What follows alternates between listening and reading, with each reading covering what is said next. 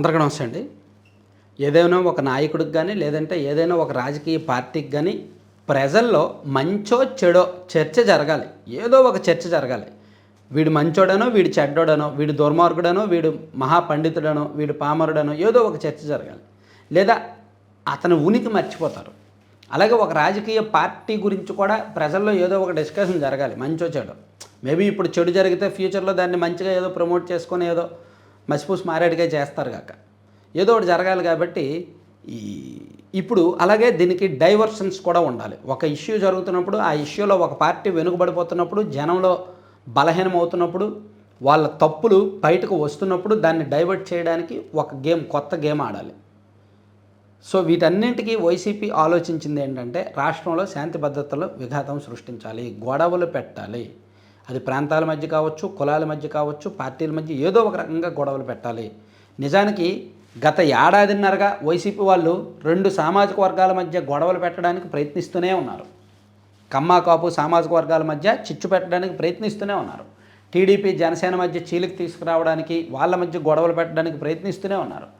అందుకని అవకాశం ఉన్న ప్రతిదాన్ని, అవకాశం లేకపోయినా అవకాశం సృష్టించుకొని, సందర్భం సృష్టించుకొని ఫేక్స్ కూడా ఎన్నో వైరల్ చేశారు. కానీ అది సక్సెస్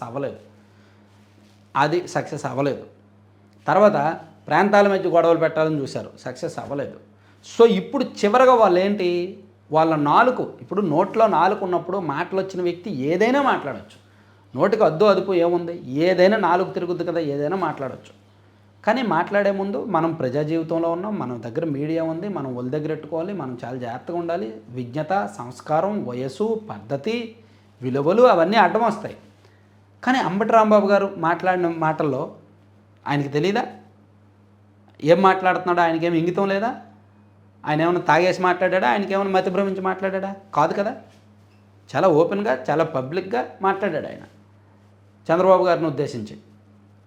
ఆ లమ్ కొనుక్కొని రమ్మను, ఆ లమ్ కొడుకు వస్తాడా, ఆడమ్మ మొగుడు వస్తాడా, చంద్రబాబు గారు వస్తాడా, వాళ్ళ అమ్మ మొగుడు వస్తాడా, లమ్కో అది ఇది అని మాట్లాడాడు.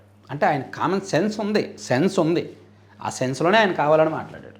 ఒక్క 3 రోజుల కిందట పేర్ని నాని గారు కూడా ఇదే తరహాలో మాట్లాడారు. అంటే ఆయన అయితే బూతులు వాడలేదు, కానీ చంద్రబాబు గారికి ఒళ్ళంతా వాతలు పెట్టాలి, నాలుగు మీద దబ్బనంతో వాతలు పెట్టాలి, పవన్ కళ్యాణ్ గారి చేత రాష్ట్రంలో ఆలయాలన్నీ కడిగించాలి, అది ఇది అని చెప్పి ఆయన మాట్లాడాడు. పేర్ని నాని గారు గతంలో కూడా అంతకుముందు 2 నెలల కిందట కూడా క్యాడర్ని రెచ్చగొట్టేలా మాట్లాడారు. మీరు ఏమైనా చేయాలనుకుంటే చీకట్లో చేసేయంటారా, బయటకు చెప్పొద్దురా బాబు అని.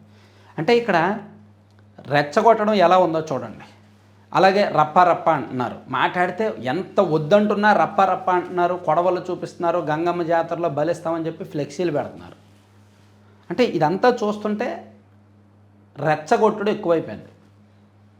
అధికారం ఇప్పుడేమి ఎన్నికల్లో ఒక 6 నెలల్లోనో సంవత్సరంలోనో ఎన్నికలు ఉంటే సరే, వీళ్ళ రాజకీయ విధానం అదే, వీళ్ళు కొంచెం ఎన్నికలను అగ్రెసివ్గా ఫేస్ చేయాలనుకుంటున్నారు కాబట్టి ఎన్నికలు ఉన్నాయి కాబట్టి పార్టీ దూకుడుగా వెళ్తుంది అనుకోవచ్చు.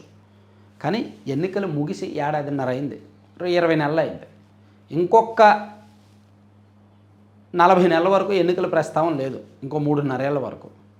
అయినా ఇప్పటి నుంచి ఎందుకు ఈ దురద, ఈ నోటిదోల, ఈ రెచ్చగొట్టుడు? సో గొడవ కావాలి, రాష్ట్రంలో గొడవ కావాలి, రాష్ట్రంలో శాంతి భద్రతల సమస్య రావాలి, రాష్ట్రంలో ఏదో ఒక గొడవ జరగాలి.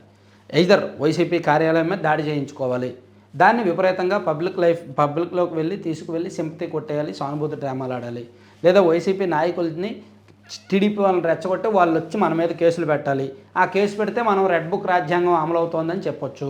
టీడీపీ కార్యకర్తలను, నాయకులను రెచ్చగొడితే వాళ్ళు మన ఇళ్ల మీదకి రావాలి, వాళ్ళు మన ఇళ్ల మీదకి వస్తే మనం మీడియా ముందుకెళ్ళి రెడ్ బుక్ రాజ్యాంగం అమలవుతోందని చెప్పొచ్చు.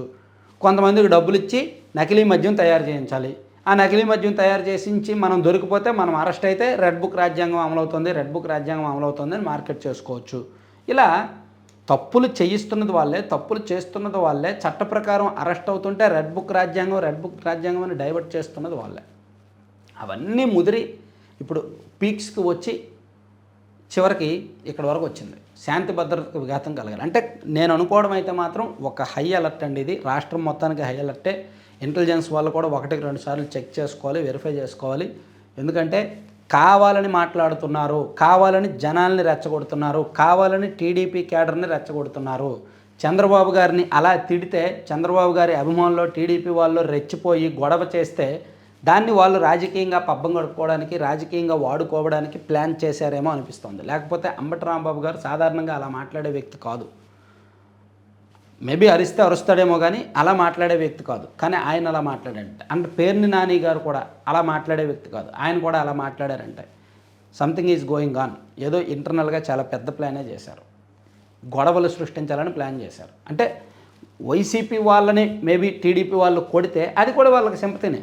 వైసీపీ ఆఫీసులను టీడీపీ వాళ్ళు ఏమైనా చేస్తే అది కూడా వాళ్ళకి సింపతినే. సో వాళ్ళని రెచ్చగొట్టేలా చేస్తే వాళ్ళు వచ్చి కొడతారేమో, కొడితే దాన్ని జనంలోకి తీసుకువెళ్దామని ఆలోచిస్తున్నారేమో. సో ప్రజలు చాలా సంయమనంతో వ్యవహరించాలి, అబ్జర్వ్ చేయాలి. ఇక్కడ ఏం చేయాలంటే ప్రజలు, నార్మల్ పబ్లిక్, సామాన్యులు జస్ట్ జరుగుతున్న దాన్ని పరిశీలించండి, అబ్జర్వ్ చేయండి చాలు. చైతన్యవంతులు అవ్వండి. టీడీపీ వాళ్ళు సంయమనం పాటించండి, చాలా కూల్గా చాలా జాగ్రత్తగా హ్యాండిల్ చేయాలి. వాళ్ళ ప్లాన్ వర్కౌట్ అయ్యా అంటే వైసీపీ వాళ్ళ ప్లాన్ వర్కౌట్ అవ్వకూడదు అంటే టీడీపీ వాళ్ళని సంయమనంగా ఉండాలి. సామాన్యులు జస్ట్ అబ్జర్వ్ చేయాలంతే. మంచి చెడు పాపాల చిట్టా రాసుకుంటే చాలు.